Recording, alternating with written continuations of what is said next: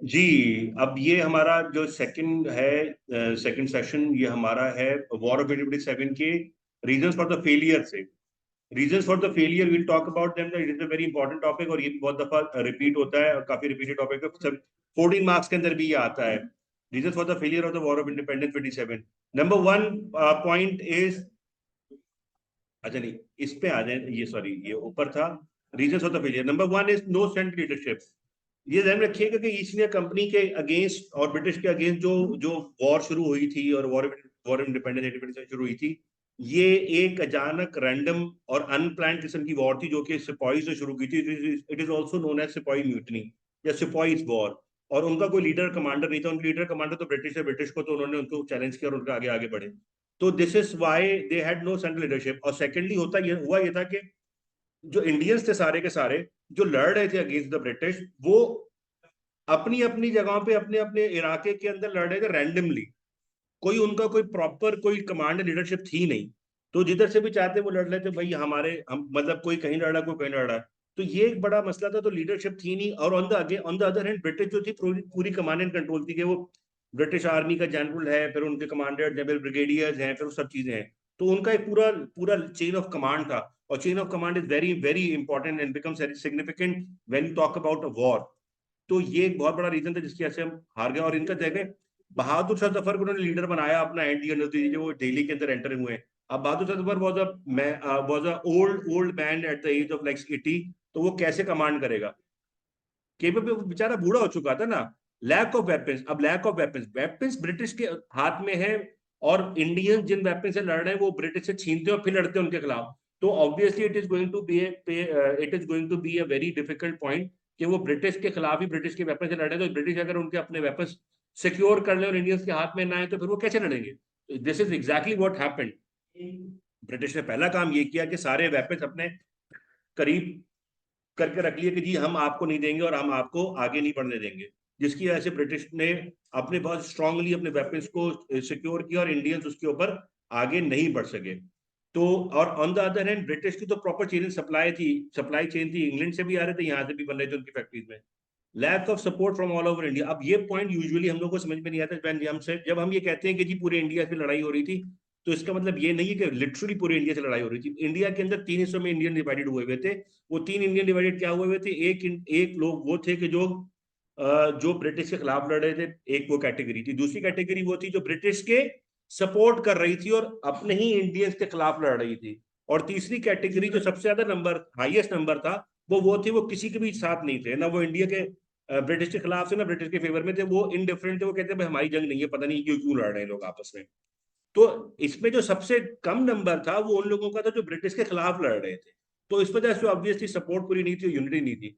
अब आ जाएगी lack of unity and coordination among the Indians who were fighting the war. अब यहाँ पे जो अभी ऊपर वाले पॉइंट मैंने पढ़ा है कि पहली जो कैटेगरी थी जो इंडियन के खिलाफ ब्रिटिश के खिलाफ लड़ रही थी, उसको अगर हम कंसिडर करें तो we will come to this point के जी ब्रिटिश के खिलाफ आप लड़ तो रहे थे, लेकिन आप अपने अपने एरियाज में लड़ रहे थे, आपका कोई कोऑर्डिनेटेड एफर्ट नहीं था। For example Rani of Jhansi को नहीं पता कि दिल्ली में क्या हो रहा है, दिल्ली वाले को नहीं पता कि बंगाल में क्या लड़ाई हो रही है।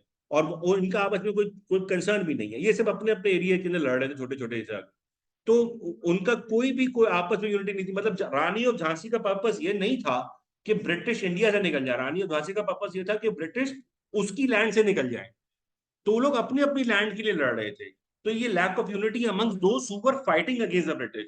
तो ये बहुत चार बड़े इंपॉर्टेंट रीजन जिसकी वजह से इंडियन वॉर जो थी वो वो खराब हुई। अच्छा, अब ये क्या है कि what were the successes and what were the failures of the war. अच्छा, फेलियर के बारे में ये चार पॉइंट्स हैं सामने कि why this war can be considered as a failure. ये पूरा एक सवाल आता है 14 मार्क्स का, बड़ा इंपॉर्टेंट सवाल आता है कि how successful was the war of independence 1857, give your opinion, जिसके अंदर आपको फेवर में और अगेंस्ट में दोनों में ओपिनियन देनी पड़ती है। अब इसके अंदर जो फेलियर के फेवर में या फेलियर के ओपिनियन है वो ये कि ब्रिटिश जो ये इन पॉइंट्स को आप एक्सपेंड करेंगे, इसके अंदर एक्सपेंडेड नहीं है लेकिन आपको गाइड करने के लिए है कि why this war can be considered as a failure. किसी भी ऑब्जेक्टिव के फेलियर को कंसिडर करने के लिए हम क्या कहते हैं कि उसके ऑब्जेक्टिव अचीव हुए कि नहीं हुए। अब ब्रिटिश वॉर, इस वॉर के ऑब्जेक्टिव्स क्या थे? इस वॉर के ऑब्जेक्टिव्स थे Number one, to kick out the British back to England. Number two, unite Indians against the British. Number three, reinstall the Mughal rule in India. अच्छा, ये जो था reinstall ब्रिटिश मुगल रूल, ये इस बात से जाहिर होता है कि जैसे ही Indian fighters enter into Delhi, Delhi में पहुंचने के बाद उन्होंने पहला काम ये किया था कि उन्होंने बहादुर शाह जफर को कहा था कि you are the king of India. इसका मतलब ये है कि उन्होंने इस एक्शन से ये बात क्लियर की कि we want to reinstall Mughal dynasty in India, which obviously later on failed. और the princes who had limited powers lost everything after it. और जो जो थोड़ी बहुत पावर्स ब्रिटिश यूरोप इनकी थी शहजादों की, वो एक्चुअली खत्म हो गई और वो भी एंड हो गया। तो this is why this war was a big failure in this term. जो वॉर एफर्ट था उसमें कुछ भी, जितने भी लोग जिन्होंने लड़ाई लड़ी थी सबके सब मारे गए, इंक्लूडिंग बहादुर शाह जफर के बेटे, और बहादुर शाह जफर को जेल में भेज दिया उन्होंने। बहादुर शाह द लास्ट मुगल रहे, लास्ट मुगल एम्परर।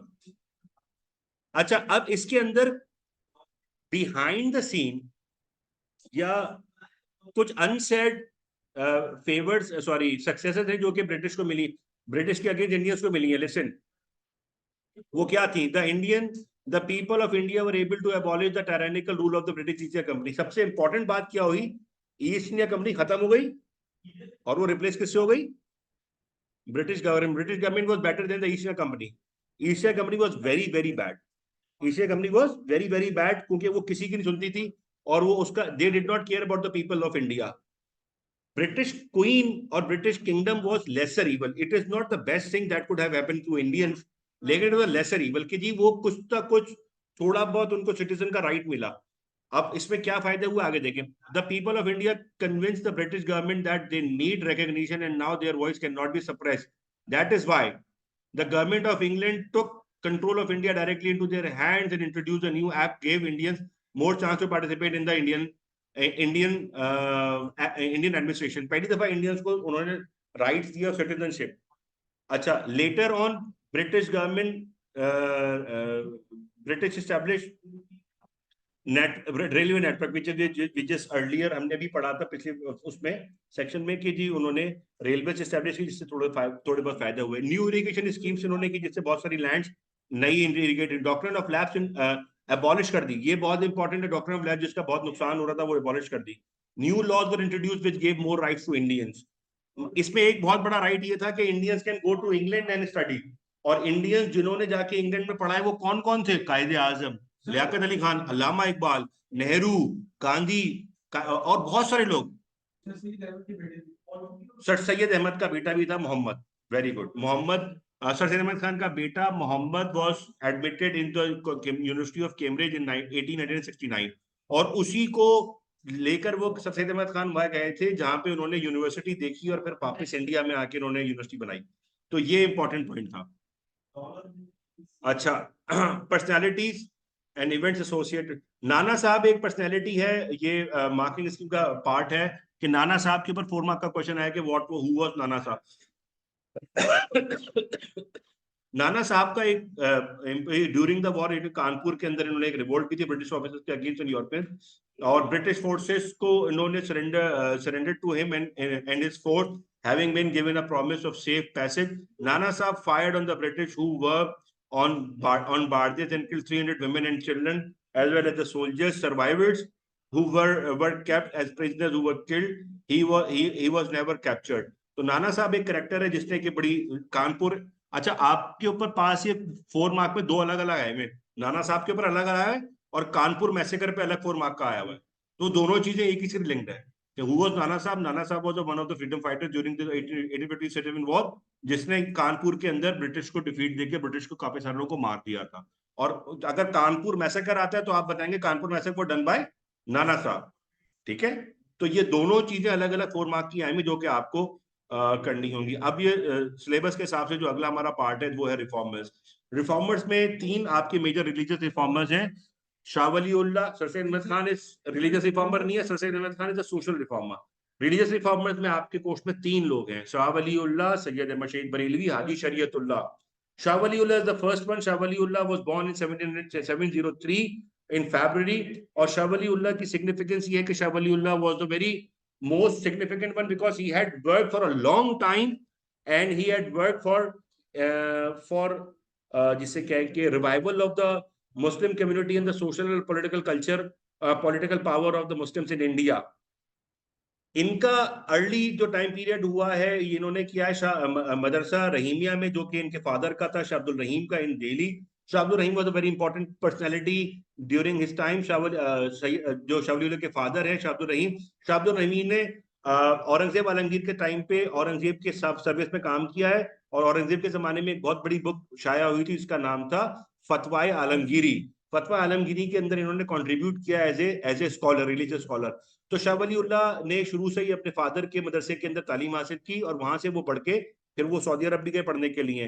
तो शाह अब्दुल रहीम के बेटे की हैसियत से Shah Waliullah was destined to become a religious scholar from his family background, and he actually did that. He went to Saudi Arabia in 24, and over there he studied in Sheikh Abu Tahir bin Ibrahim, जिनका बड़ा influence इनके ऊपर।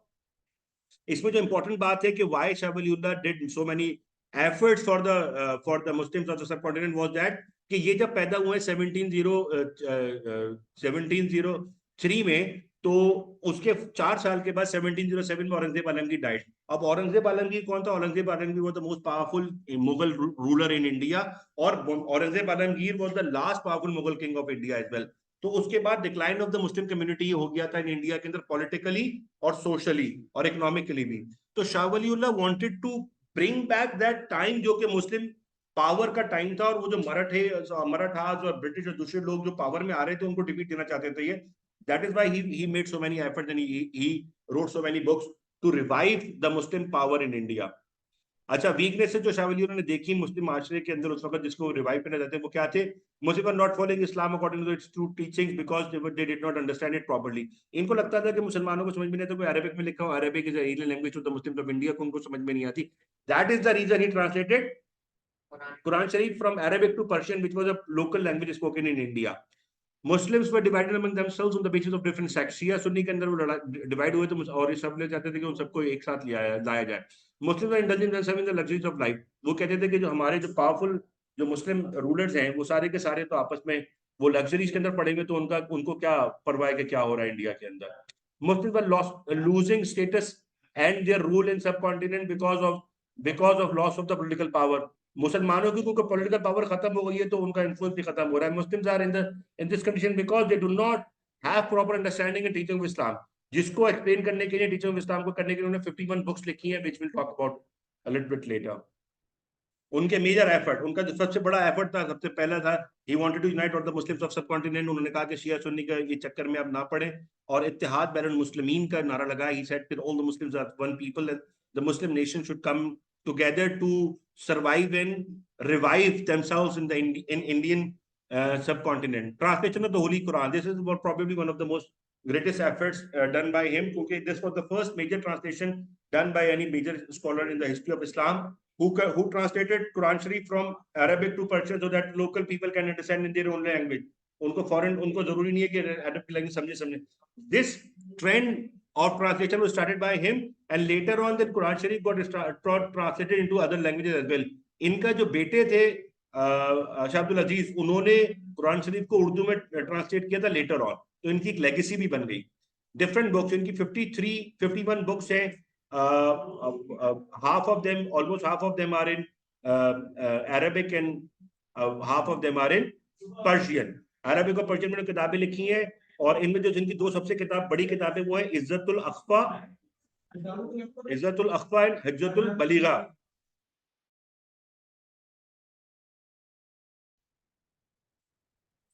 Okay, तो different books Shah Waliullah road 51 books, और ये इज्जतुल अख्फा और हज्जतुल बलीगा, ये दो उनकी मेजर किताबें हैं, जिसके अंदर उन्होंने इस्लामिक प्रिंसिपल्स और कुरानिक टीचिंग्स के हवाले से बताया है।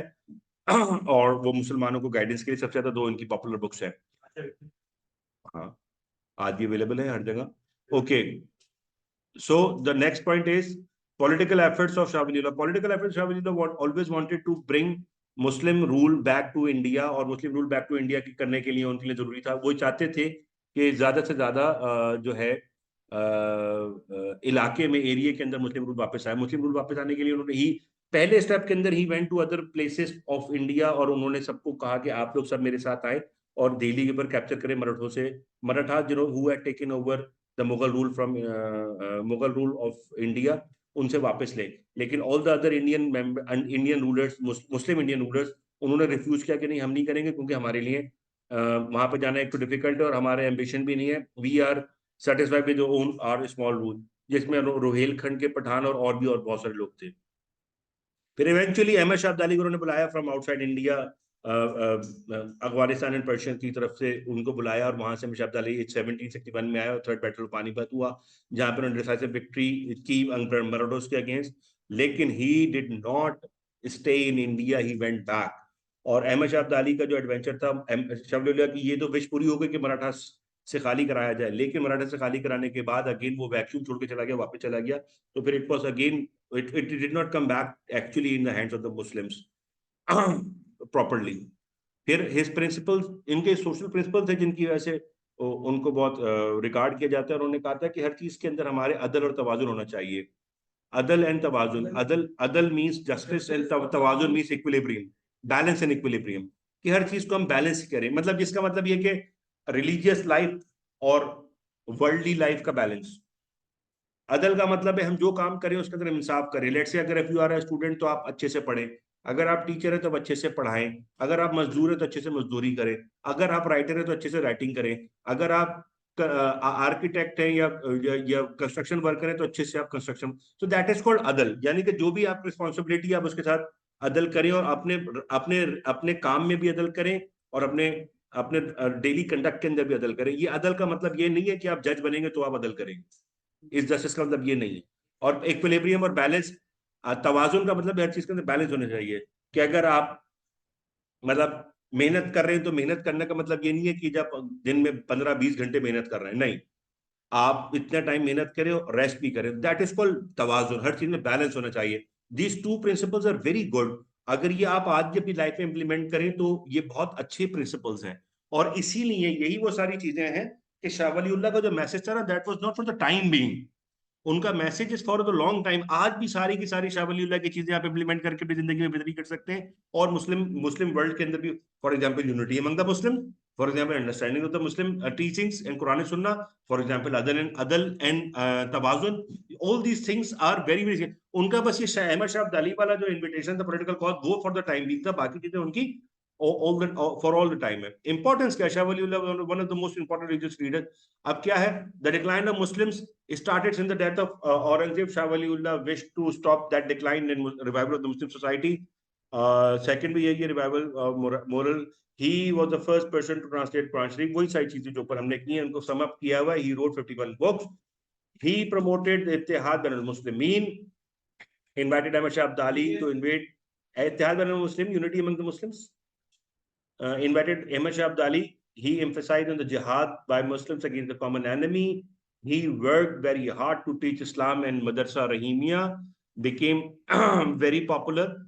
His sons who studied under him and followed his ideology and served the society.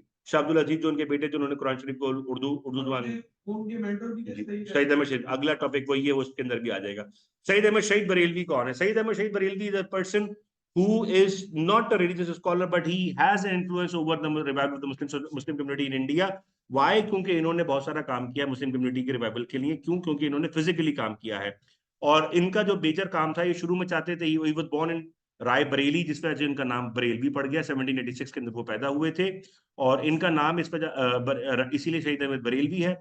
ये शुरू में चाहते थे कि बने रिलीजियस स्कॉलर, मदरसा रहीमिया में पढ़ने गए, लेकिन उनको शाह अब्दुल अजीज जो उनके टीचर थे और शाह वलीउल्लाह के बेटे थे, उन्होंने उनको गाइड किया कि आप जो है अगर कुछ करना चाहते हैं मुसलमानों के रिवाइवल के लिए, मुसलमानों के प्रोटेक्शन के लिए, तो you should go to Punjab and try to liberate Muslims from the Sikh rule, tyrannic rule of Sikh government, जो कि जिनका कैपिटल लाहौर हो चुका था, और लाहौर में रहते हुए उन्होंने पूरे मुस्लिम जो आसपास सराउंडिंग एरियाज थे उनके ऊपर उन्होंने कैप्चर किया हुआ था। वो चाहते थे कि उनको रिवाइव करें, मुस्लिम पावर को रिवाइव करें, जो कि वो वो हो नहीं पा रही थी। तो सईद अहमद शहीद बरेलवी को, जाहिर है, he was a common man, he was not a very wealthy और रिच मैन, और he was not even a nawab और समथिंग। तो उनको उन्होंने कहा कि तुम पहले जाके एक जंग की ट्रेनिंग हासिल करो, वॉरक्राफ्ट की और जहाज की। फॉर दैट पर्पज ही अमीर खान, उनका नाम था अमीर खान, इन्होंने एक लेटर लिखा, एक पठान मर्द आर्मी के कमांडर थे राजस्थान के अंदर, उनका नाम था अमीर खान। उनके बाद भेजा और उनको कहा कि जाके आप इनके अंडर ट्रेनिंग करें। लेटर भी लिखा रिकमेंडेशन का, और सब सईद अहमद शहीद बरेलवी वहां गए, वहां जाके उन्होंने उनके अंडर काम किया और उन्होंने काम करके 2 साल उनके साथ रहे। उसके बाद उन्होंने मिलिट्री ट्रेनिंग लेने के बाद he went to many places of India and tried to convince other people to come voluntarily under his command to wage war, holy war jihad against the Sikh rule of Punjab to liberate the Muslims from their tyrannical rule। और वहां से फिर उन्होंने army अपनी जमा की, उन्होंने जाके शब्दुल अजीज ने एक्चुअली पंजाब को दारुल हर्ब डिक्लेयर कर दिया, जिसके वजह से उन्होंने कहा था कि दारुल हर्ब में जहाद लाजिम है। और फिर वहां से जाके उन्होंने फिर लड़ाई शुरू की। ही रिटर्न टू और वहां पे ये इंडिया से ये वहां भी गए हैं सऊदी अरब पढ़ने के लिए, शेख अब्दुल वहाब के अंडर उन्होंने वहां पे पढ़ के वापस आए। तो फिर उसके बाद हज करने गए थे, वहां पे पढ़ के वापस आए, और फिर उन्होंने जहाद के एम्बिशन से सब शुरू किया। इनकी जहाद मूवमेंट में क्या हुआ, जहाद मूवमेंट में काफी इनकी विक्टोरियस चीजें भी थी। और जहाद मूवमेंट के वो जो यूजुअली सवाल आता है वो ये था कि वाई जहाद मूवमेंट फेल्ड, ये आपका 7 मार्क का सवाल आता है मोस्टली। तो उसको हम देखेंगे। इनकी जो पूरी वो है स्ट्रगल है, उसके अंदर एक जो मेजर इनका वो था, हाई हाई पॉइंट था, ये हाईलाइट था, वो था कि ओकाड़ा के अंदर मुजाहिदीन आर्मी ने एक रणजीत सिंह को डिफीट दी थी, एक बड़ी। रणजीत सिंह मतलब most powerful Sikh ruler of Punjab at the time, और उन्होंने उसको डिफीट देना इट्स वेरी बिग थिंग। और एक बैटल के अंदर यार मोहम्मद खान, उनका जो एक वो था, deserted him in the middle of the battle and sided with Sikh. Sayyid Ahmed Shahid was forced to flee the retreat in northern areas. Yar Muhammad was killed later on, and his brother Sultan Muhammad took over the task, fought against Sayyid Ahmed. अच्छा, अब ये Saeed Ahmad move to Balakot इन 31। बालाकोट वाला जो incident है उसको भी हम जरा देखते हैं एंड में। इसको हम दूसरे अभी देखते हैं, reason for the failure of the जहाद मूवमेंट। सबसे इंपॉर्टेंट जो था threat to the local good, जिसकी वजह से वो मरे, या ऊपर वाला पार्ट उसी से कंटिन्यूटी में है, वो ये कि शहीद अहमद शहीद बरेलवी की आर्मी जो थी, it increase to almost 100, almost 80,000 people, 100,000 लोग के करीब करीब हो गई थी। 180,000 volunteer army which consisted of fighters only, and it was volunteer. The problem was the local rulers of the NWFP and Punjab Muslim area, तो मुस्लिम रूलर जो थे उनको ही प्रॉब्लम हो गई कि इसके पास ना पैसे है ना एरिया टू रूल है, तो इसके पास कोई सोर्स ऑफ इनकम नहीं है। अगर ये टर्न होके हमारी तरफ आ गया तो हमारा क्या होगा, तो हमारे लिए तो बहुत प्रॉब्लम हो जाएगी, तो इसको रोकना जरूरी है। तो सिखों ने भी इनको समझाया कि देखो ये हमारी तुम्हारी जो बात है, हम तो नेबरिंग कंट्रीज हैं, पंजाब और NWFP, तो हम तो आपस में साथ रह रहे थे। ये कंट्रीज काइंड ऑफ रूल थे ना, अपने अपने रूल, कंट्री अलग से नहीं थे लेकिन अपनी किंगडम्स तो थी ना, किंगडम्स थी विद इन इंडिया। तो उन्होंने कहा कि हम आपस में मिलजुल कर रह रहे हैं, ये बीच में आ गया, हमले हम पे करता रहता तुम्हारे पास है, तो तुम्हारे से फिर हमारी लड़ाई हो सकती है बिलावजा की, तो इसको निकालते हैं, और ये तुम्हारे लिए भी थ्रेट है। अगर ये हमसे नहीं तुम्हारे पर लड़ना शुरू हो गया 80,000 फोर्स लगे, तो तुम क्या करोगे। उन लोगों को NWFP के रूलर्स को लगा कि यार ये बात तो सही है, इसको थ्रेट को हमें न्यूट्रलाइज करना पड़ेगा। तो बालाकोट के अंदर वो थे विद 600 पीपल ओनली, जब उन पर अटैक करके उनको वहां से डिफीट दे दी गई सईद अहमद शहीद बरेलवी को। अच्छा, अनपॉप 80,000 छुट्टी पे गए थे, तो वो 30 का टाइम थे, वो रेस्टिंग एरिया में था। बालाकोट अगर आपको ज्योग्राफिकली देखें तो पंजाब से बहुत ऊपर है, और KPK के बहुत अंदर जाके इस्लामाबाद, हसन अब्दाल और एबटाबाद, ये सब क्रॉस करने के बाद बालाकोट आता है। मानसेरा के भी आगे जाके बालाकोट आता है। Balakot is very very was consider very safe. बहुत दूर था वो पंजाब से, पंजाब के बॉर्डर से, लेकिन उन्होंने मिलके काम किया था, तो उनको बड़े सरप्राइज अटैक था ये। अच्छा, अनपॉपुलर इन पंजाब। अब सवाल ये पैदा होता है कि वाई ही वाज अनपॉपुलर इन पंजाब। उन्होंने किया ये कि क्योंकि ये वॉलंटियर आर्मी थी, इनकी कोई सोर्स ऑफ इनकम नहीं थी, उन्होंने ये कहा कि भाई क्योंकि हमारे पास कोई सोर्स ऑफ इनकम नहीं है, तो हम आपके लिए लड़ रहे हैं पंजाब के मुसलमानों के, तो पंजाब के मुसलमान हमें उशर दें, हमें पैसा दें, हमें टैक्स दें। तो पंजाब के मुसलमानों ने बोला कि भाई हमने तो आपको इन्वाइट नहीं किया, आप हमारे लिए क्यों लड़ रहे हैं, हम पहले एक मुसीबत में थे, उनको टैक्स देना, अब अभी हम आपको भी टैक्स दें। तो जिनके लिए वो लड़ने आए थे उनको भी प्रॉब्लम हो गई कि भैया ये क्यों आ गए हमारे बराबर में। अब आपकी मोरालिटी, आपका मोरालिटी नहीं, आपका मोरल कितना नीचे गिर जाता है जब ये पता चले कि आपको जिसके लिए आप लड़ने आए वही आपको सपोर्ट नहीं कर रहा, वो आपको पसंद नहीं कर रहा। अच्छा, एक पॉइंट ये कि heterogeneous army and disunity among the Mujahideen. एक बहुत बड़ा इशू ये था कि जो मुझे मुजाहिदीन जो आर्मी थी, it consisted of many different people from very different background and language background. Punjabi भी हैं, बंगाली भी हैं, जाट भी हैं, पठान भी हैं, सिंधी भी हैं, बलोच भी हैं, और यूपी के भी लोग हैं। बिहारी भी है। तो असल में इन सबके आपस में ना अलग अलग चंक्स बन गए थे, और वो उनकी आर्मी के अंडर सईद अहमद शहीद बरेलवी के बाद नीचे जो सेकंड टीयर थी ना, उसके अंदर डिसएग्रीमेंट्स थे। सईद अहमद शहीद बरेलवी को सब मानते थे, उनके आगे कोई नहीं मानता था। तो सैयद अहमद शहीद बरेलवी के की शहादत के बाद भी प्रॉब्लम हुआ कि आर्मी का आप करें क्या। कोई कहता है ऐसे करना, तो वो छोटे छोटे स्प्लिंटर ग्रुप बनकर सब अपने अपने मुजाहिदीन अलग अलग हो गए, जो इसीलिए मुजाहिदीन मूवमेंट जो थी ना वो एकदम खत्म हो गई। वाई सईद अहमद शहीद जहाद मूवमेंट, मुजाहिदीन मूवमेंट, जहाद मूवमेंट। बैटल ऑफ बालाकोट की डिटेल्स यहाँ पे जरा इसलिए से मैंने अलग लिखी हुई थी। बैटल ऑफ बालाकोट के ऊपर 4 मार्क का अलग सवाल भी आ चुका है। It was fought in 1831 when Sayyid Ahmad Shah Bareilly was stationed in Balakot with few of his men and rest of the Ahmedabad holidays of अपनी फैमिली के बारे। He wished to liberate Kashmir and Hazara areas of the Muslims which were adjacent to Balakot। Balakot के करीब हजारा और Kashmir reason था, वो चाहते थे कि इसको भी हम अलग आजाद करा ले, उसके ऊपर अलग रूलर्स थे। Syed Ahmad chose Balakot to stay because it was safe from Sikhs, क्योंकि काफी डीप है जैसे मैंने भी बताया। Sikhs under the command of Ranjit Singh launched a surprise attack on him in Balakot. Sikh forces worked in collaboration with local ruler who had shown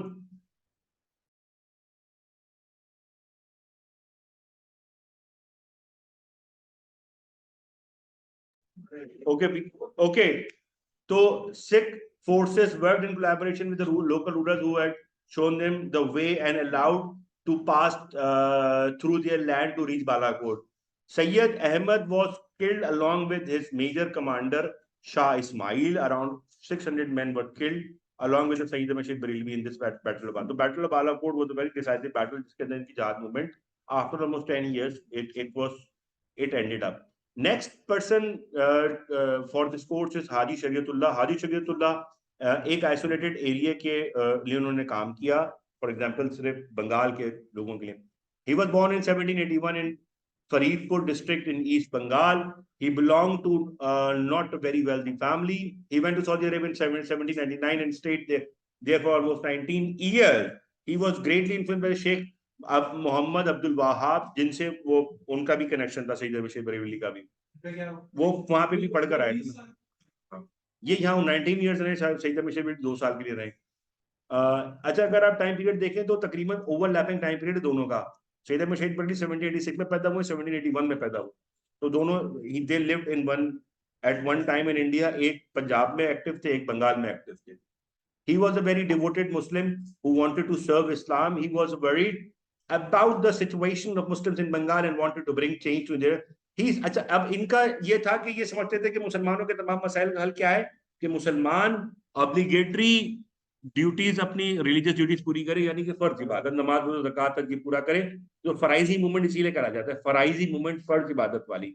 1818 में उन्होंने launch की। According to his understanding Muslims have stopped following the practices of Islam and have diverted to new practices which according to him were not right. His teacher in Makkah was Tahir al-Sumbul Makki, who gave his blessing to Haji Shariatullah for his struggle. A Friday movement had a huge impact on the lives of the people of Bengal, but the impact was limited to Bengal. The main teachings of ideas he propagated were जो इन्होंने ideas बताए वो क्या थे? He believed that Muslims, his ideology, believe that if distance obligatory prayers, नमाज और ज़कात हद से आप दूर हो गए तो उनकी तरफ जाए, तो ताकि आपका ये सब चीजें ठीक हो, आपकी कम्युनिटी भी ठीक हो। Muslims must practice तौबा to purify their soul. तौबा सबको पता है कि तौबा करना, forgiveness. Strong belief in the singularity of Allah, तौहीद, ये हमारे ईमान का हिस्सा है कि अल्लाह एक है, और ला इलाहा कलमा भी शुरू होता है ला इलाहा इल्लल्लाह और मोहम्मद रसूलुल्लाह, कोई माबूद नहीं है अल्लाह के सिवा, और मोहम्मद सल्लल्लाहु अलैहि वसल्लम उनके आखिरी नबी हैं। तो stop practicing all the cultural and social practices which are not in Islam, and he called them बिद्दा। उन्होंने कहा जी जो इस्लाम की जो प्रॉपर्टीज हैं उसके अलावा बिद्दत कहलाती हैं सब चीजें। His efforts, he persuaded Muslims to pray for the past sins, वही रिपेंटेंस और तौबा की बात है। और for the Muslims had started to practice few Hindu cultural norms। उन्होंने कहा कि जो कल्चरल नॉर्म्स आप कर रहे होते, जैसे हमारी शादी ब्याह के अंदर भी नजर आता है, तो उन्होंने कहा कि भाई इनको खत्म करें, बिद्दत है। Haji Shariatullah faced a lot of resistance from Hindu landlords who were troubled by his efforts, क्योंकि ज्यादातर जिनको इनका टारगेट था वो मुसलमान थे, मुसलमान बंगाल के जो मुसलमान थे वो ज्यादातर फार्मर्स थे, तो उनको प्रॉब्लम हो रहा था हिंदू लैंडलॉर्ड्स को. He was forced to move away from his hometown, settle in Nawabganj in Dhaka. He stayed there for till his death. After his death, अब ये इंपॉर्टेंट है, ये अलग सवाल आता है दद्दू मियाँ का. दद्दू मियाँ का अलग 4 मार्क का सवाल आता है, 7 मार्क का भी आता है. तो वो दद्दू मियाँ व्हाट इट, दद्दू मियाँ द सन ऑफ हाजी शरीयतुल्लाह. हाजी शरीयतुल्लाह के सन ने उनके मैसेज को आगे बढ़ाया, और आगे कुछ आगे भी चीजें, और जो बैम्बू फोर्ट बनाया था वो भी सारा क्यों जिसके अंदर डिस्कस. जी आगे थी वो आता है. he divided the area of Bengal into a small division. अब ये दद्दू मियाँ ने क्या किया, मोहसिनुद्दीन, जो दद्दू मियाँ इनके बेटे का नाम था मोहसिनुद्दीन, दद्दू मियाँ उनका टाइटल पड़ गया था. he divided the area of Bengal into a small division and appointed, अब्बा ने चलाई थी, इसने कंटिन्यू किया उसको, फर्ज इबादत करो और तौबा करो और बिदत नहीं करो, नॉन इस्लामिक रिचुअल्स में ना पढ़ो. He divided the area of Bengal into a small division and appointed a Khalifa for each of the division. He supported poor Muslim farmers and tenants and resisted heavy land taxes. Due to his refusal to pay taxes, many followed him, which resulted into chaos in Bengal. Daddu Miah was finally arrested by the British and sent to prison. He was never freed from the prison and lost his life in 1862. Daddu Miah की death वहां पे हुई. तीती मुईर क्या है? He was from Bengal and he was responsible for sparking Muslim nationalism in Bengali मुस्लिम. तीतू मीर के ऊपर भी सवाल आ चुके हैं अलग से, वो मार्क के तो बहुत कॉमन आते. His real name was Sayyid Mir Nisar, but he was famously known as Titu Mir. Hindu landlords of West Bengal impose, अच्छा इनकी जो इसकी जो लड़ाई थी वो हिंदू लैंडलॉर्ड्स और टैक्सेस के खिलाफ थी, जो कि ब्रिटिश के खिलाफ भी हो गई थी. और टाइम पीरियड इसका भी वही है जिसे की जैसे impose a tax on all bearded Muslims which was not like the Muslim. Titu Mir led Muslims to fight for their rights and resisted the landlords. He organized the Muslim of West Bengal and led the rebellion against the landlords. He reinforced traditional Muslim values. He believed that the landlords are working in collaboration with the British. तो उन्होंने दोनों के खिलाफ लड़ाई शुरू की. He was determined to free Bengal from the British rule. He was able to set up his rule in near Calcutta with a small army. उन्होंने अपनी आर्मी बना के अपनी जगह पे एक रूल बना लिया, तो उन्होंने अपना किला भी बनाया था. He built a very large bamboo fort, Narkeblia in 1831 and defeated the British troops sent to destroy it.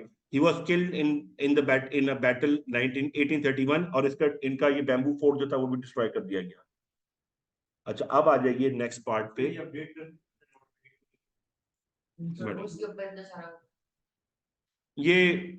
ये मैंने डिवीजन स्कीम है, ये अभी आपके लिए इंपॉर्टेंट नहीं, पेपर के बाद नहीं, ये मेरी अपनी डिवीजन से आपका कोर्स से लिंक नहीं है. समझाने के लिए बता देता हूँ आपको कि जो ब्रिटिश इंडिया के जो फेजेज है ना 1857 से 1947, ये इस पर सवाल नहीं आता, इस वजह से मैं इसको एक्सप्लेन करता, लेकिन अब आपने बोला तो बता देता हूँ. इन फेजेस को अंडरस्टैंड करने के लिए मैंने 4 हिस्सों में डिवाइड किया हुआ है इसको. पहला first part is 1905 to 1930, sorry second, first part is 58 to 1905. इसमें क्या नजर आता है, हम वो Hindu plus British versus Muslim, यानी कि जो भी कुछ हो रहा है वो हिंदू और ब्रिटिश को फायदा हो रहा है एक दूसरे से, और मुसलमानों को नुकसान हो रहा है. जिसके अंदर हिंदू उर्दू कंट्रोवर्सी हुई, जिसके अंदर और भी चीजें हुई हैं, कांग्रेस बनी है हिंदू और ब्रिटिश का मिलके.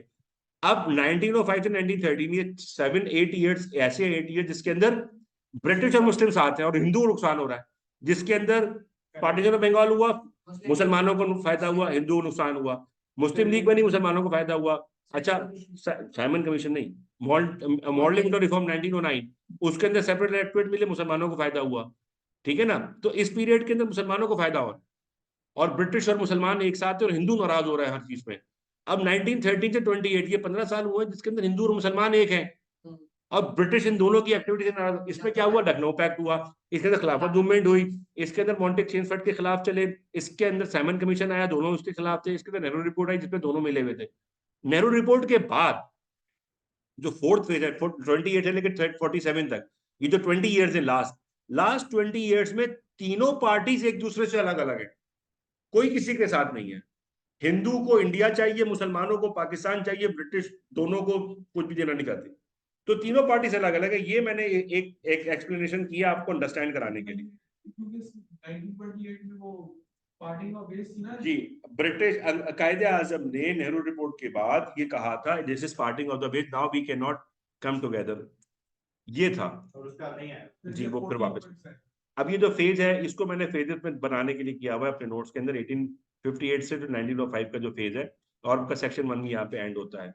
अच्छा, इसके अंदर जो पहला पार्ट हुआ है वो आफ्टर द वॉर ऑफ 1857 वो हुआ है कि ये, लिसन, ये एक्ट ऑफ इंडिया 1858 आया है। Listen, be quiet. जो पहला मेजर डिफरेंस था ना, वो ये था कि for the first time British ने ऐसा लॉ बनाया जिसके अंदर ब्रिटिश ने इंडियंस को रिकॉग्नाइज किया है कि आप हमारे सब्जेक्ट हैं, आप हमारी रिस्पॉन्सिबिलिटी है। उससे पहले वो ऐसे नहीं करते थे। और इसके साथ ही इन्होंने जो है ना इसको पूरे को काफी इंडियंस को फायदे मिले, रिकग्निशन मिली for the first time.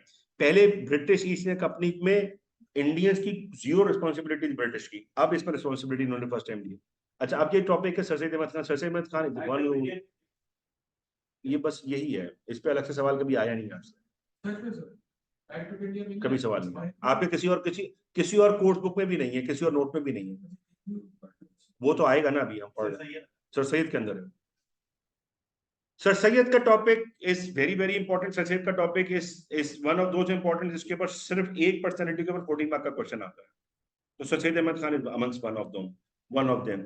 Sir Syed Ahmad Khan was born in 1817 और he died in 98, so he lived a very long life, almost like 80-81 years. इस बीच में जो उनके एफर्ट्स हैं, इनकी बुक्स हैं, इनके जो पॉलिटिकल और सोशल एफर्ट्स हैं, वो सारे की सारे एजुकेशनल एफर्ट्स हम पढ़ेंगे।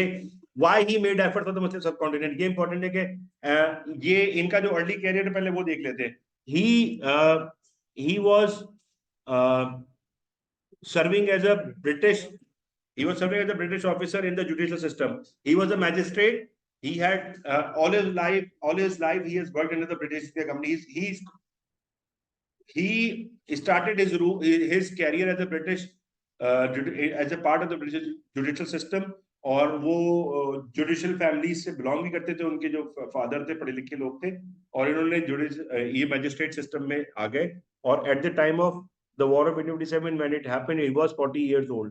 तो 40 years old की टाइम पीरियड पे he was quite, मतलब not very old और मिडिल एज। तो वहां पे इन्होंने जब ये सारी वॉर हैपनिंग्स देखी, उसके बाद इनको रियलाइज हुआ कि यार I need to do something for Indian Muslim. तो वो क्या चीजें थी which let him to do work, क्योंकि 1858 से पहले उन्होंने कोई काम नहीं किया, मुझे इतना बड़े काम नहीं किए जो उन्होंने बाद में किए। तो अब ये कह सकते हैं आप कि 40 इयर्स की एज तक इन्होंने बहुत बड़े एफर्ट्स किए, कि 40 इयर्स के बाद इन्होंने बहुत सारे एफर्ट्स किए हैं। अब वो क्या एफर्ट्स थे? He foresaw that Hindus would lead the country because they are educating themselves and they are in good terms with the British, due to which they are getting more opportunities compared to the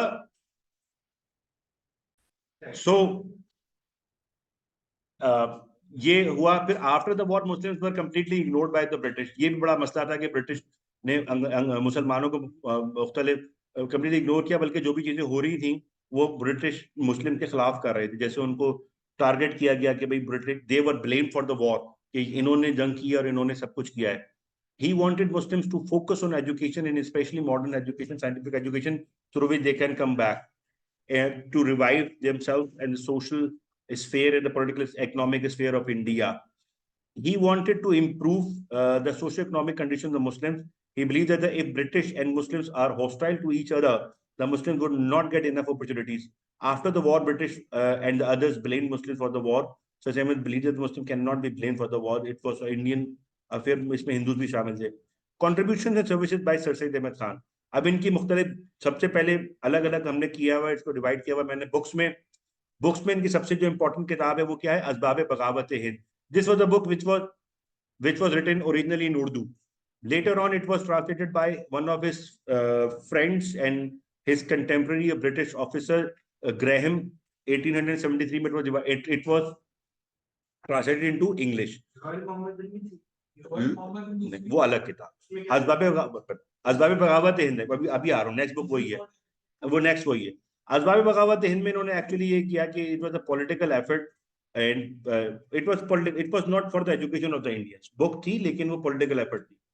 उसमें ये था कि इन्होंने बताया कि जी किस तरीके से ब्रिटिश नीड्स टू अंडरस्टैंड कि the way they have ignored the Indian people in the decision making. तो इसका यही नजर निकलना था। तो you should make more efforts to include Indians into the political administrative affair. आपको पता ही नहीं होता ब्रिटिश को जो पॉलिसीज लेकर आ रहे होते हैं उसका इंडियंस में क्या इम्पैक्ट है और उनको क्या प्रॉब्लम्स आ रही हैं। तो आपको इंडियंस को शामिल करेंगे तो आपको पता चलेगा कि जी इनके प्रॉब्लम्स क्या हैं।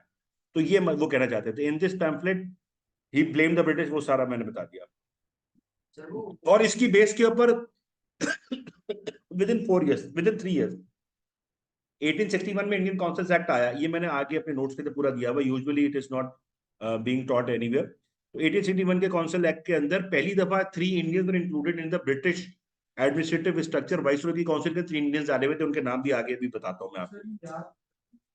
बस ये याद कर लेना, इसका इम्पैक्ट ये हुआ। Again this is for the distinction students, if you are able to write it down it will have a great impact.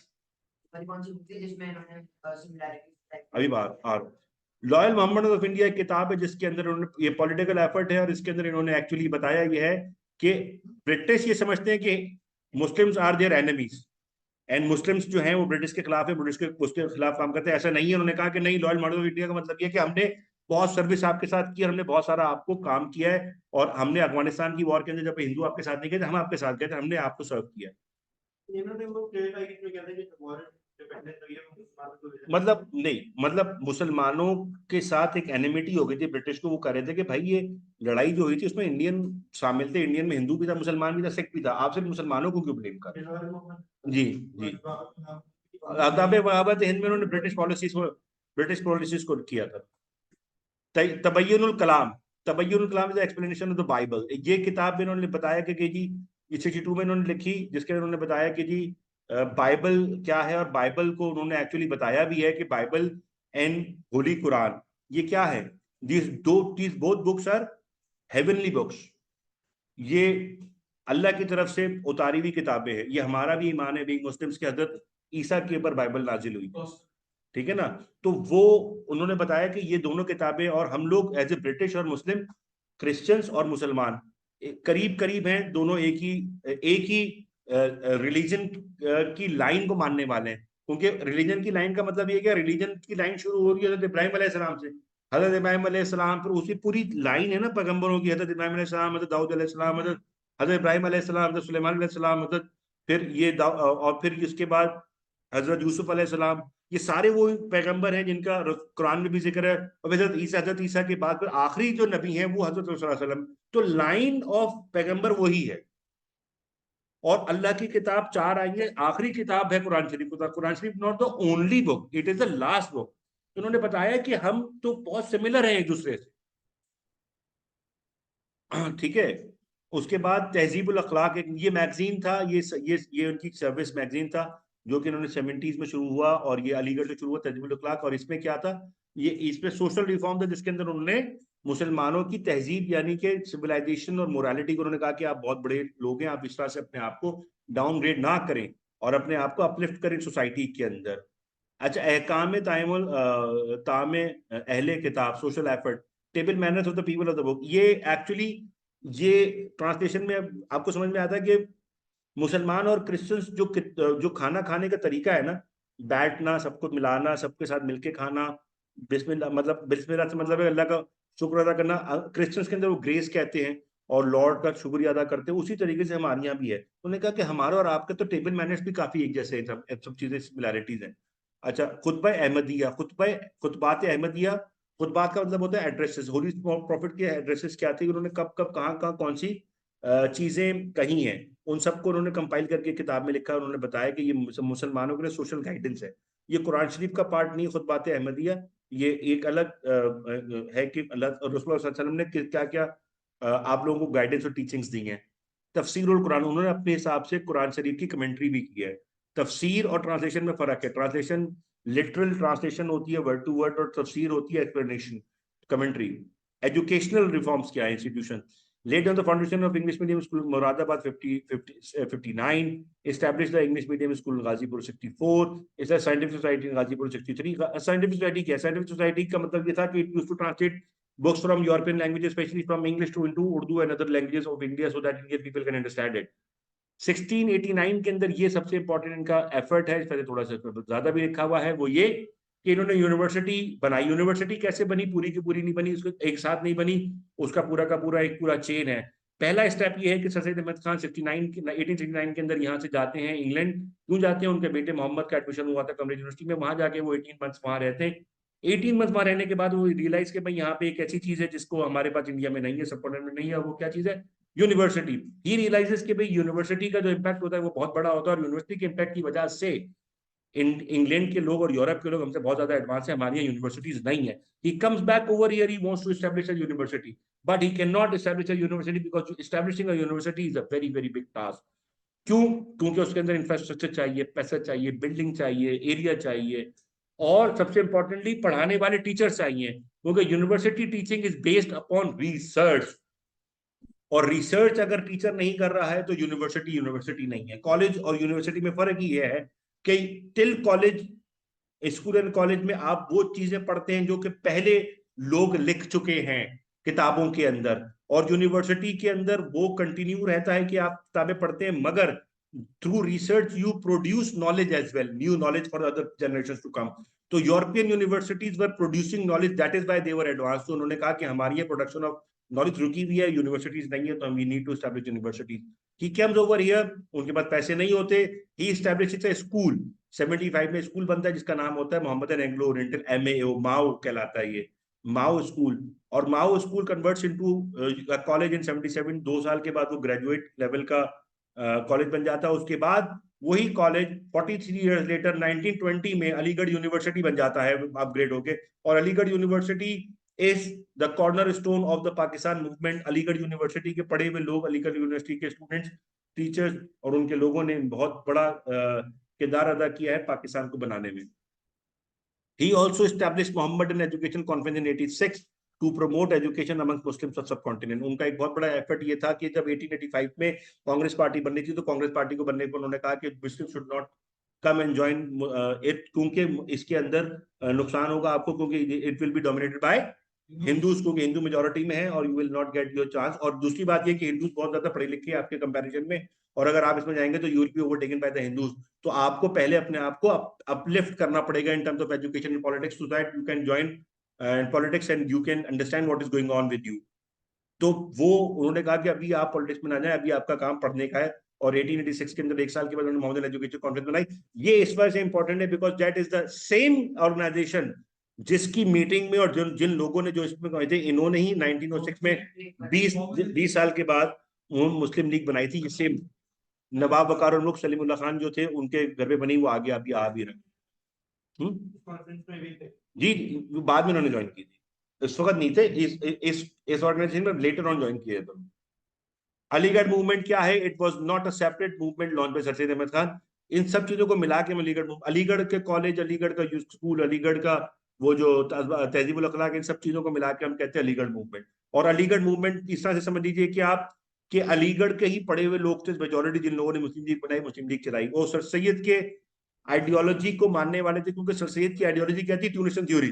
To nation theory sir Syed की मानने वाली बात थी, जिसकी बेस पर पाकिस्तान बना, तो इस वजह से उसको अलीगढ़ मूवमेंट कहा जाता है।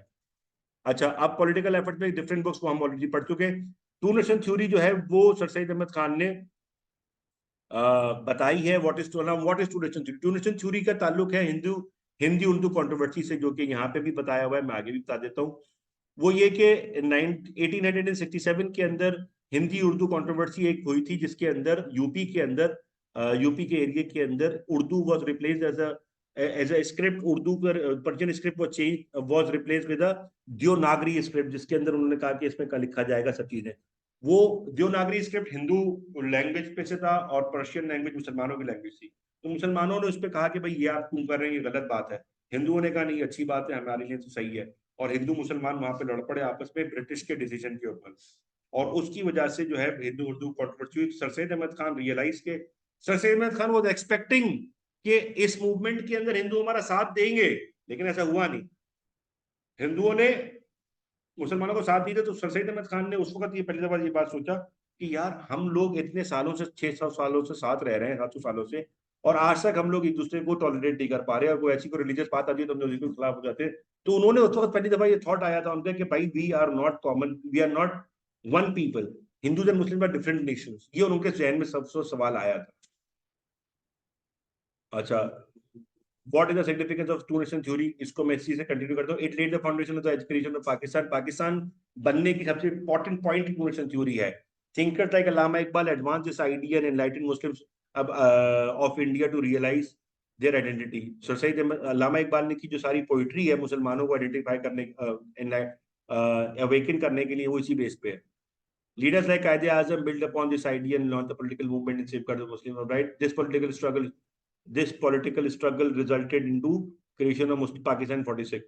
अच्छा, ये मोहम्मद ओरिएंटल कॉलेज के ऊपर 4 मार्क का सवाल आया हुआ जिसकी ये मार्किंग स्कीम है। इसको मैं एक्सप्लेन कर देता हूँ आपको ये क्या है कि मोहम्मद एग्रो ओरिएंटल कॉलेज क्या था, वो मैंने आपको अभी बताया, वही चीज है। It to replicate the pattern of English public school university system in India for Muslim, वही वाली बात। To form the basis of Muslim university, जो कि बाद में जाके यूनिवर्सिटी बनी 1920 के अंदर बनी, 1877 में कॉलेज बन चुका था। To offer western Islamic in Indian education the modern scientific developments, to offer the Muslim community an education comparable to that of the Hindus, to become a symbol of the Muslim unity, to educate future leaders of Pakistan, for example Liaquat Ali Khan, Mohammad Ayub Khan, ये सब अलीगढ़ से पढ़े। Clear है? अच्छा, political advice to the Muslim, ये जरा सुन लें। जब इंडियन नेशनल कांग्रेस बनी है 1885 में, सोसाइटी में खान ने इसमें ना जाओ, कॉन्स्टिट्यूशन की बेस के ऊपर वो हिंदू आपको ओवरटेक कर जाएंगे और आप नहीं समझ पाएंगे कि आपके साथ क्या हो रहा है। ये बात मैंने ऊपर भी एक्सप्लेन की है। तो पॉलिटिकल एडवाइस टू मुस्लिम, इनका पॉलिटिकल एफर्ट है two nation theory. He gave explanation of the word नदारत and he formed the United Patriotic Alliance। ये दो इनके अलग चीज हैं, एक अलग इनके एफर्ट्स है। यूनाइटेड पेट्रियोटिक अलायंस इनका एक अलायंस था जो कि इन्होंने 1880s के बाद में बनाया था, और उसके अंदर उन्होंने सब लोगों को इकट्ठा किया था। तो नेशन थ्योरी हो गया, ये आ गया। अच्छा, अब ये कुछ चीजें हैं, ये मैंने एक एक्स्ट्रा चीज डाली हुई, आपको याद करने की जरूरत नहीं है। बस ये था कि it was not easy for him to do all these things, क्योंकि जब ये सब कुछ कर रहे थे तो फ्रॉम द मुस्लिम कम्युनिटी इनको बहुत क्रिटिसिज्म था। तो इनको इनकी समझ में डिफिकल्टीज में सबसे ज्यादा तो इनको क्रिटिसाइज किया है जिस आदमी ने, उनका नाम था अकबर इलाहाबादी। और अकबर इलाहाबादी के कुछ सिलेक्टेड यहाँ पे वर्सेज है जो कि इनको हिट करते हैं और मॉडर्निटी को और इंग्लिश लैंग्वेज को पढ़ने को हिट करते हैं। सर सैयद अहमद खान की सबसे बड़ी डिफिकल्टी ये थी कि सारे मुसलमान कहते थे कि तुम इंग्लिश लैंग्वेज को पढ़ने को कहते हो, इंग्लिश लैंग्वेज पढ़ने का मतलब है कि हम मुसलमान नहीं रहेंगे, हमारा मुसलमान दीन खतरे में पड़ जाएगा, दीन खराब, हाँ दीन खराब हो जाएगा, दीन को बड़ा हाइट किया था उन्होंने। इंडियन काउंसिल एक्ट मैंने आपको इंट्रोड्यूस करा, आपकी पोस्ट में डायरेक्टली नहीं आया, लेकिन ये आ सकता है, कुछ नहीं पता। इसके अंदर पहली दफा 3 इंडियंस को शामिल किया गया था। वो 3 इंडियंस कौन थे? राजा, इनके नाम याद करने की जरूरत नहीं है, सिर्फ 3 आप इंडियंस याद कर लेंगे। 3 Indians were included for the first time. उसके बाद हिंदी उर्दू कंट्रोवर्सी मैंने आपको डिटेल में बता चुकी है। इसके अंदर ये इसको जरा सा देख लीजिए, हिंदी उर्दू कंट्रोवर्सी जो नागरी स्क्रिप्ट के अंदर किया गया। हिंदू खुश थे, हिंदू मुस्लिम डिवाइड हो गया, डिवाइड एंड रूल वाली पॉलिसी आ गई थी। Event is also spark disturbance localities across India. और sir Syed Ahmad Khan took notice of this event and observe that two nation theory उनकी वहां से समझ में आई कि भाई हमारा कल्चर अलग है और 700-800 साल के बाद भी हम जो है एक नहीं हो सके। वही सारी बातें इसको यहाँ पे टॉपिक के अंदर लिखी हुई है। Formation of Muslim league, Congress party, इस पे सवाल अलग से आया नहीं, लेकिन ये आपका part. Formation of Muslim Congress party जो है किसने की? एलन ऑक्टेवियन ह्यूम ने की है। ये आपका बहुत, एलन ऑक्टेवियन ह्यूम पे मुझे पता नहीं, लगता है कि दफा आ जाएगा यूजुअली। हाँ, एलन ऑक्टेवियन ह्यूम था। अच्छा, ये बस ये समझिए कि इसका पहला सेशन हुआ था बॉम्बे के अंदर। Lord Dufferin as a viceroy थे उस वक्त। 72 डेलीगेट्स थे। उमेश चंद्र बैनर्जी उसके पहले प्रेसिडेंट थे। और बाद में जो कांग्रेस पार्टी के 2 टुकड़े हो चुके थे या 2 फैक्शंस हो गए थे। एक्सट्रीमिस्ट थे गंगाधर तिलक के अंडर और गोखले के अंडर मॉडरेट से। Sir Ahmad Khan at this movement advise Muslim, जो मैंने वो बताया, मोहम्मद एजुकेशन कॉन्फ्रेंस बनाई, उन्होंने कहा कि इस पर ना जाओ। और इसी के 20th सेक्शन के अंदर मुस्लिम लीग बनी है। ऑलरेडी हम डिस्कस कर चुके हैं, आगे भी रिपीट होगा, ये चीजें ओवरलैप करती हैं every year. Indian council act 1892, ये इंपॉर्टेंट इस वजह से क्योंकि for the first time electoral system, electoral नहीं, इंडियन ओपिनियन पूछी है पहली दफा। इन्होंने कहा कि वो जो 1861 के अंदर इन्होंने इंडियंस डाले थे ना वाइसराय काउंसिल के अंदर, इन्होंने बोला प्रोविंशियल गवर्नर के काउंसिल के अंदर जो लोग आएंगे वो इंडियन नॉमिनेटेड होंगे। नॉमिनेटेड का फॉर्मूला था वो ये, मद्रास के प्रोविंस के अंदर गवर्नर के पास 7 इंडियंस आएंगे, बॉम्बे में 8 आएंगे, कलकत्ता में 7 आएंगे, और इधर अवध में प्रोविंस में एनडब्ल्यू प्रोविंस में 6 आएंगे। इनका प्रोसेस क्या था? इन्होंने प्रोसेस ये दिया था कि मैंने मद्रास का दिया हुआ 1892 का, ये आपको याद करने की जरूरत नहीं, बस ये समझ लीजिए कि for the first time nomination from the Indians उन्होंने मांगी। ये आपके किसी कोर्स में नहीं है। Why Urdu was chosen as the national language of Pakistan is, और ये ऑब्वियस सिग्निफिकेंट पार्ट है। Urdu was chosen as the national language of Pakistan क्योंकि इसके डिफरेंट पॉइंट्स हैं। वो पॉइंट्स क्या है, वो पॉइंट्स हम यहाँ पे देख लेते हैं। वो पॉइंट्स ये हैं कि इन दीज सर्कम, अच्छा ये था क्या कि उर्दू जो थी किसी भी रीजनल लैंग्वेज की जुबान नहीं थी। रीजनल लैंग्वेज कोई भी रीजन की लैंग्वेज नहीं थी, यानी कि सिंध, पंजाब, NWFP। जो पाकिस्तान के 4 सूबे बने थे, पाकिस्तान के 4 सूबे थे, बंगाल, पंजाब, सिंध और NWFP। इन चारों सूबों के अंदर उर्दू जो थी नेशनल लैंग्वेज, उर्दू जो मदर टंग नहीं थी, तो उर्दू को अगर बनाते तो किसी सूबे को प्रॉब्लम नहीं होगी, इनका ये ख्याल था। उर्दू इज अ लैंग्वेज जो not associated with any province, और किसी को जेलसी नहीं होगी। Urdu could also work as a bridging language between the different communities of Pakistan. ऐसा था कि उर्दू जो फर्स्ट टाइम वो हुई थी, क्या नाम है,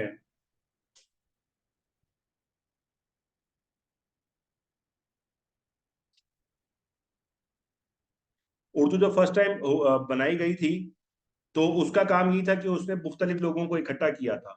और उर्दू जो है वो मतलब मुसलमान आर्मीज के अंदर बनी थी, डेवलप हुई थी। This way, no province of Pakistan can say that the government neglected, the government of Pakistan neglected the province. Secondly, Urdu, the language which was originated in the subcontinent around 10th century, Muslims invaded different races of the people among the Arabs, Turks, and Persian. These people, when they started to communicate with each other. So Urdu had always been associated with the Muslim as subcontinent. ये ध्यान रखिएगा, Urdu is the only language which is associated with Muslims only. Sindhi जो है ना, हिंदू सिंधी भी बोलते, मुसलमान सिंधी भी बोलते, पंजाबी हिंदू पंजाबी भी बोलते, मुसलमान पंजाबी भी बोलते, बंगाली हिंदू बंगाली भी बोलते, मुसलमान बंगाली भी बोलते। उर्दू सिर्फ मुसलमान बोलते, कहीं पे भी। Pakistan was a country made for Muslim, तो इस वजह से इसका एक आइडेंटिटी थी। अच्छा, lastly Urdu lastly Urdu is such a language that can adopt words from other languages. और वो बहुत इजीली अडॉप्ट कर लेती है दूसरे लैंग्वेजेस को, और बड़ी easily multi language, multi multi lingual language है, जिसके अंदर बहुत सारे जबानों के अल्फाज आ चुके हैं ऑलरेडी। और एक और इम्पोर्टेंट पॉइंट है वो ये कि Urdu language is still is the mode of communication between two people of two different languages. For example, in Pakistan today, Punjabi and Sindhi communicate in Urdu. Pathan and Balochi communicate in Urdu. इसी तरीके से अगर आप आज India में चले जाए 2024 में भी, अगर इंडिया की बात करें आप, तो इंडिया के अंदर भी बंगाली और बिहारी उर्दू में बात करता है, बिहारी और महाराष्ट्र का आदमी उर्दू में बात करता है, तमिल और पंजाबी उर्दू, जिसको वो हिंदी कहते हैं लेकिन स्पोकनली इट इज एज उर्दू। अच्छा, development of provincial languages bye the government of Pakistan since the independence. ये इसमें क्या क्या हुआ है, इसके अंदर कुछ पॉइंट्स हैं जो कि सारी लैंग्वेजेस के अंदर डलेंगे। ये कुछ पॉइंट्स हैं, हर प्रोविंस के अंदर आएंगे। The government university offer master level degree in their regional languages, for example Karachi university, Sindh university situated in Sindh have Sindhi department. Punjab में जो यूनिवर्सिटी है पंजाबी डिपार्टमेंट है, वहाँ पे पंजाबी लैंग्वेज का डिपार्टमेंट है, जिसके अंदर मास्टर्स लेवल की और PhD और MPhil लेवल की रिसर्च हो रही होती है, जिससे इनका लिटरेचर और कल्चर इनहैंस होता है। KPK के अंदर पश्तो यूनिवर्सिटी है, बलूचिस्तान के अंदर बलूचिस्तान यूनिवर्सिटी के अंदर बलोची लैंग्वेज की यूनिवर्सिटी, बलोची लैंग्वेजेस के डिपार्टमेंट है, जिसमें बलोची को पढ़ा जाता है, पढ़ाया जाता है, उसमें काम किया जाता है, उसमें पोइट्री की जाती है। उसके बाद government support the institution which promote regional languages, for example newspapers are published in regional languages, और आपके are authorized by the government. बहुत सारी, जैसे पंजाबी लिटरेचर बोर्ड है, पश्तो लिटरेचर बोर्ड है, सिंधी लिटरेचर बोर्ड है, और ये सब चीजें इस तरह से याद हैं। On the national language, national television और PTV के ऊपर इन तमाम रीजनल लैंग्वेजेस के अंदर ड्रामाज आते हैं। KPK के एंड आज का KPK पुराना NWFP में पश्तो में जबान में ड्रामे आते हैं, PTV पे ऑफिशियली। पंजाब में पंजाबी में आते हैं, सिंध में सिंधी में आते हैं, बलूचिस्तान में बलोची में आते हैं। PTV चल रहा है और बहुत स्ट्रॉन्ग चल रहा है। PTV record telecast drama serial, और इसके अलावा इनके न्यूज भी आती है ऑफिशियली। फिर लिसन, रेडियो पाकिस्तान के ऊपर भी रेडियो चैनल्स आते हैं, रेडियो पाकिस्तान के ऊपर रेडियो चैनल्स आते हैं अपने अपने एरियाज के अंदर। Listen, okay, in the recent times private channels are of regional languages have been permitted. ये एक्चुअली अब जो रीसेंट टाइम्स है, अगर आपको पता है, तो सिंधी चैनल्स और Sindh TV and other TV private channels भी अब प्रमोट होने शुरू हो चुके हैं। जो पहले प्राइवेट चैनल्स होते नहीं थे, अब शुरू हो चुके हैं।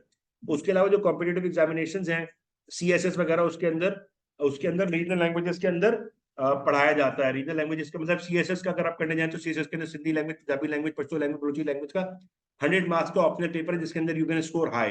तो ये भी एक बहुत बड़ी वो है कि बनाया जाता है। Now this is the end of the section 1।